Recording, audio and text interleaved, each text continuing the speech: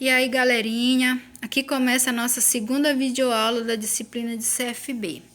Nessa aula de hoje, nós vamos falar sobre micro-organismos, vida invisível. Esse assunto dessa videoaula de hoje, ele vai ser dividido em duas partes, ok?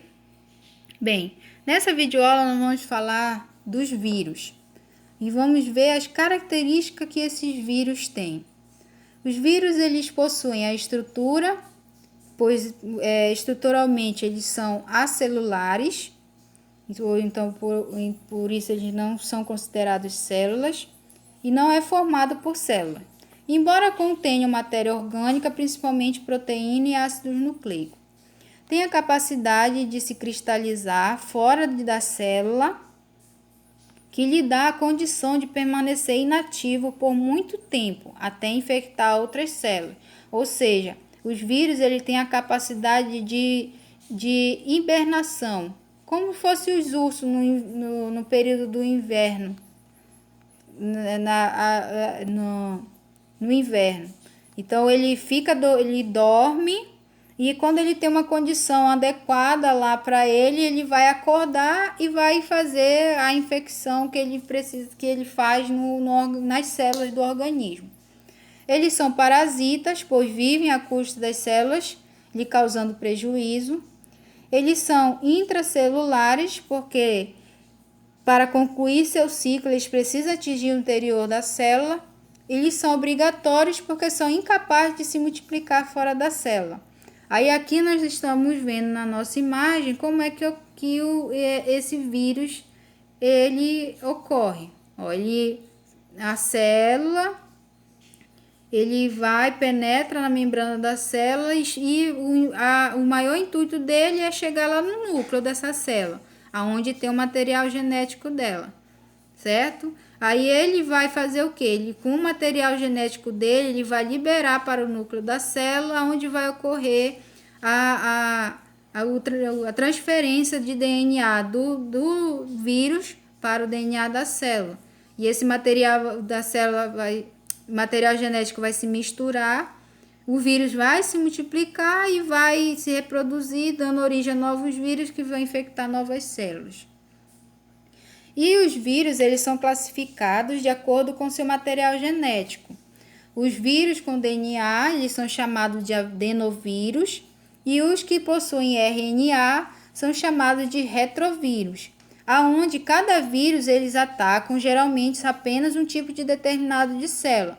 Aqui na imagem nós vemos vários tipos de vírus, e nós vamos ver que esses vírus eles vão causar determinado tipo de doença, de infecção, e eles vão infectar determinado tipo de célula, certo?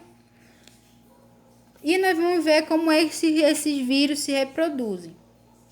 A estrutura de um vírus ela é formada por uma cabeça,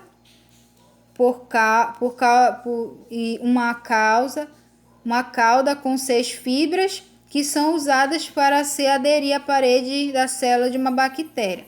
Aqui o exemplo mais comum utilizado para representar a reprodução do vírus é o vírus do bacteriófago, que é um vírus que ele só infecta células de bactérias. Então, ele é o exemplo mais comum utilizado para exemplificar a reprodução do vírus. Aonde, aqui, o vírus do bacteriófago, ele encontra a célula de uma bactéria, aí o seu material genético, ele introduz o material genético dele, e esse material genético dele, que é o DNA da célula com o RNA do vírus, eles vão se misturar, vai ocorrer a transcrição do DNA do vírus para o DNA da célula. Quando ocorre isso, esse vírus começa a se multiplicar, vão se gerar novos vírus, que vão se multiplicando dentro da célula em grandes números, e ele vai se multiplicando até o ponto dessa célula não suportar mais a quantidade de vírus e se romper. E aí, esses novos vírus que vão sendo liberados dessa célula vão infectar outras células. E essa célula aqui que foi rompida pela quantidade desse vírus do bacteriofago, ela morre. Lembrando que o bacteriofago é um vírus que infecta somente bactérias. E aí nós vamos falar sobre os determinados vírus e as suas infecções. Aqui nós vamos falar sobre a virose. Os vírus são capazes de causar doenças, tanto em planta como em animais. O agente etiológico é o micro-organismo que infecta o indivíduo e desencadeia a doença. Porque esses termos aqui que nós vamos ver a partir de agora são termos que a gente vai ver ao longo, que às vezes você vai ver no comando de uma questão, ao longo da nossa aula, que você precisa saber para você entender o contexto daquilo que nós estamos explicando. Aí você vai ver muito esse termo de agente etiológico. Então você vai saber, o agente etiológico é o micro-organismo que vai infectar o indivíduo e causar doença. O hospedeiro vai ser o organismo que vai abrigar esse agente infeccioso. O vetor vai ser aquele que vai transmitir esse agente infectante para de um hospedeiro para outro. Aí nós vamos ter o exemplo aqui com virose e a gripe, que é comum a gente às vezes pegar e ver também. Aqui é uma infecção das vias aéreas causada pelo vírus da influenza. Então, o vírus da gripe, que é esse daqui, observem bem todas as estruturas dos vírus que nós vamos ver. Cada uma dessas infecções dos vírus é um vírus diferente, de forma diferente. Olha o material genético. Aqui ele tem a membrana, que envolve aqui o que protege o material genético do vírus. Vai ter vários lipídios, proteínas, que vão estar ao redor desse vírus, que vai fazer com que ele se ligue à célula, às células das nossas vias aéreas, provocando assim a virose da gripe. A dengue, que é causada por um vírus transmitido por meio do mosquito Aedes aegypti. Há 4 tipos de dengue. Nós temos a dengue 1, a 2, a 3 e a 4. E a dengue, que é a mais perigosa de todas, é a dengue hemorrágica, que é a dengue do tipo 4, ela causa hemorragias em determinadas regiões do corpo do indivíduo, por exemplo, na região dos olhos, no ouvido, na boca. E quando essa dengue do tipo 4, ela atinge o organismo da pessoa, ela acaba afetando também o sistema nervoso e com isso ela acaba provocando hemorragias internas, aí levando a pessoa a óbito. Mas existem medidas que podem combater a dengue, que é combater a proliferação do vetor, não deixando acumular água em recipiente, tanto na sua casa como na sua vizinhança. Então, é uma questão de conscientização, tanto nossa quanto daqueles que moram ao nosso redor. Aí, olha a diferença do vírus da gripe e por vírus que causa a dengue, que é um vírus da dengue, também é um vírus de influenza, só que é um vírus diferente, certo? Ele é um retrovírus. Aí nós temos a síndrome da imunodeficiência adquirida, que é a AIDS. É uma síndrome grave que atinge o sistema de defesa, ele vai atingir as células do nosso sistema imunológico, tornando o indivíduo vulnerável a infecções diversas. Seus sintomas não são específicos, porque logo que a pessoa é infectada, ela não apresenta sintomas. Porém, o quadro clínico dela, quando ela começa a apresentar sintomas, é como se fosse uma gripe comum. Embora ela não exista cura, existe tratamento paliativo como a terapia de antirretroviral, que a pessoa vai tomar vai viver para o resto da vida tomando um coquetel de medicamentos. Aí, olha, observem como é a estrutura do vírus da AIDS, que causa infecção do vírus da AIDS. Olha como é diferente. Aí nós vamos ter também outras viroses. Por exemplo, a catapora, que também é conhecida como varicela, é uma doença contagiosa que se caracteriza pela febre e bolhas na pele. É transmitida de contato direto com indivíduos e seus utensílios. Então, quando a pessoa está infectada, ela tem que permanecer, tem que ter os seus utensílios, toalha de banho, copo, colher, prato, tudo que for de contato daquela pessoa infectada por catapora tem que ser separado das demais, porque ela acaba sendo transmitida também pela questão das mucosas da pessoa, até mesmo por essas bolhas que tem na pele, essa mucosa que produz com o pus, também ela é infecciosa e está cheia de vírus, pode contaminar outra pessoa. Então, o mesmo vírus da catapora, ele é reativado em pessoas que tiveram a catapora, vão causar também a herpes zoster. Ou seja, tem pessoas que já tiveram catapora quando eram criança e se curaram. Só que esse vírus da catapora, ele fica dormente, cristalizado, né, dormente no corpo da pessoa.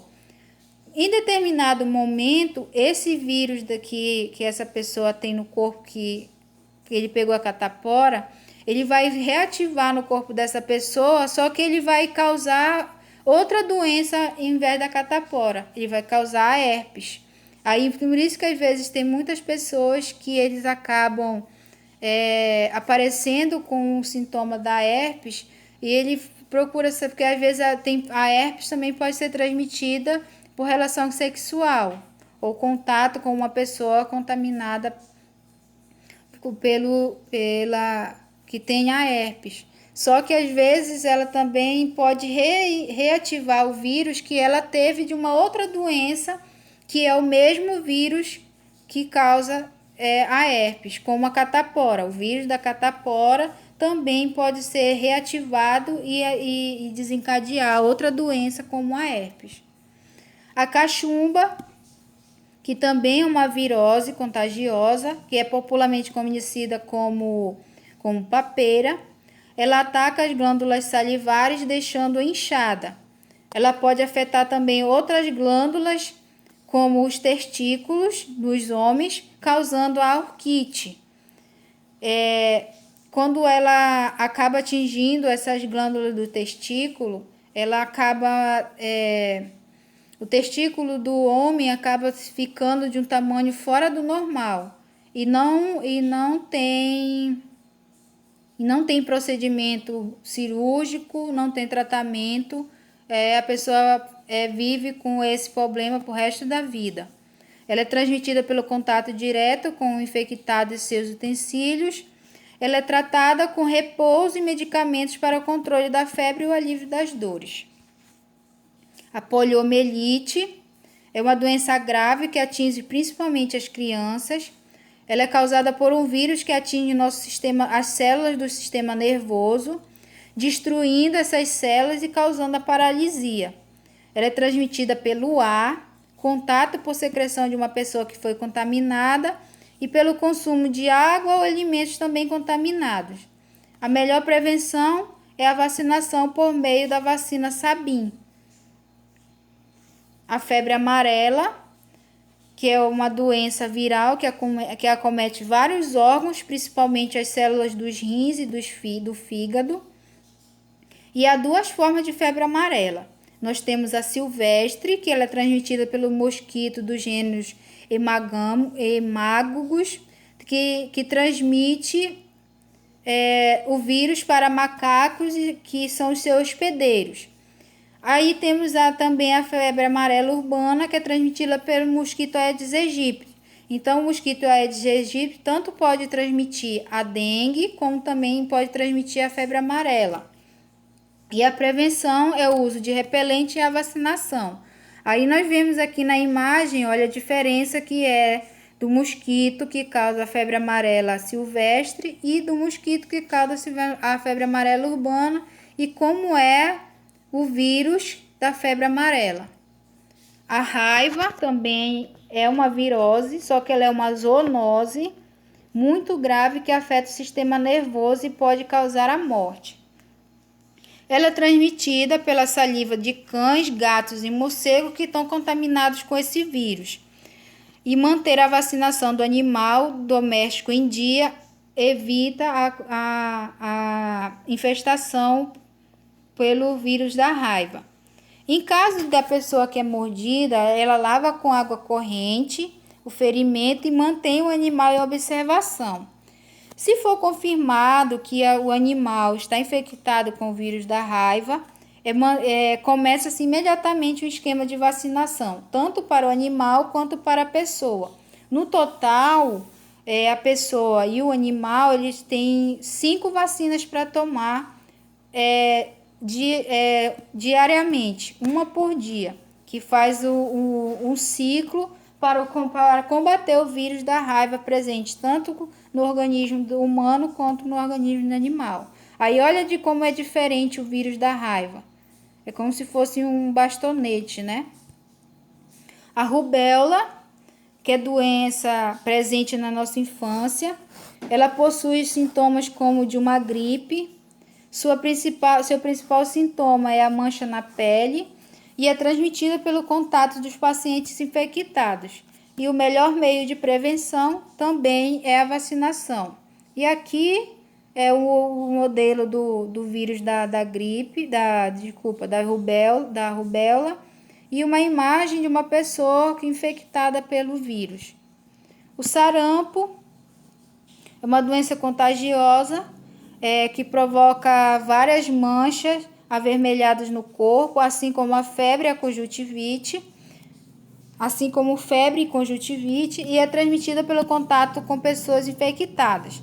Também o melhor meio de se prevenir contra o sarampo é a vacinação. Então, nós vemos aqui como é um vírus do sarampo e uma pessoa, eu acho que um bebê infectado com o sarampo. Aí nós vamos falar também sobre a hepatite, que a hepatite também é uma virose. É uma doença que ataca o fígado, as células do fígado. Ela é transmitida por água, alimentos contaminados, transfusão de sangue, relação sexual e materiais cirúrgicos contaminados. As mais comuns são a hepatite A, B e C. Cada letra representa um tipo de vírus diferente e o quadro sintomático também é diferente. Então, cada hepatite ela é representada por uma letra e também ela vai ter um quadro de sintoma diferente. Existem vacinas só para hepatite do tipo A e do tipo B.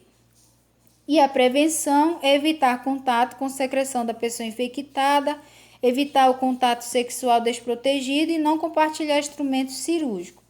Aí aqui na imagem nós temos aqui, o vírus da hepatite tipo A, o vírus da hepatite tipo B e o vírus da hepatite tipo C. Cada uma dos tipos de virose de hepatite tem um tipo de vírus diferente.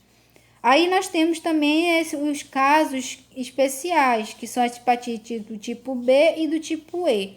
Só que elas são hepatites de casos, são raros os casos de infectados por esse tipo de hepatite. Aí nós temos também o papilomavírus humano, né, o HPV, que é o vírus que vive na pele, mucosa da vagina, colo do útero e no pênis, e está associado ao câncer de colo do útero. O indivíduo contaminado apresenta verrugas na região genital e é comum não apresentar sintomas. A pessoa que é infectada pelo vírus do HPV, inicialmente ela se torna assintomática. Uma dos sintomas que identificam a pessoa como infectada pelo vírus do HPV são essas verrugas que vão aparecendo ao longo da pele, né? E nas mulheres é a questão da infecção dessas verrugas dentro do útero ou no canal vaginal, que ao longo do tempo, né, elas vão aparecendo, mas a mulher ela não vai apresentando sintomas. Quando ela já está no estágio grave, é que a mulher já vai começar a sentir dores, febres, e quando vai realizar o exame do Papa Nicolau ou do preventivo, acaba se identificando esse tipo de essas verrugas, que são um indício da infestação pelo vírus do HPV. Só que quando se descobre, às vezes, por muitas das vezes, ela já se torna tarde demais. E essas mulheres acabam, por meio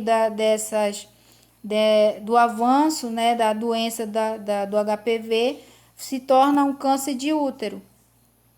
Por isso que a melhor meio de se prevenir é a vacinação e o uso dos preservativos. Quando o caso ele é confirmado, é tratar com pomada e fazer a cauterização, que deve ser feito por meio de orientação médica. Essa cauterização que ele diz é fazer com o remover, queimar essas verrugas, fazer um tratamento com queima de nitrogênio líquido nessas verrugas. E na parte genital é o uso de pomadas. Aqui nós vemos, olha, na imagem aqui embaixo, uma imagem do canal vaginal, e como é que ocorre, olha, além do surgimento das verrugas, ocorre essa irritação, essa vermelhidão.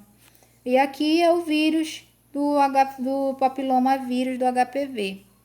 E essa foi a nossa aula de hoje, pessoal. Até a próxima.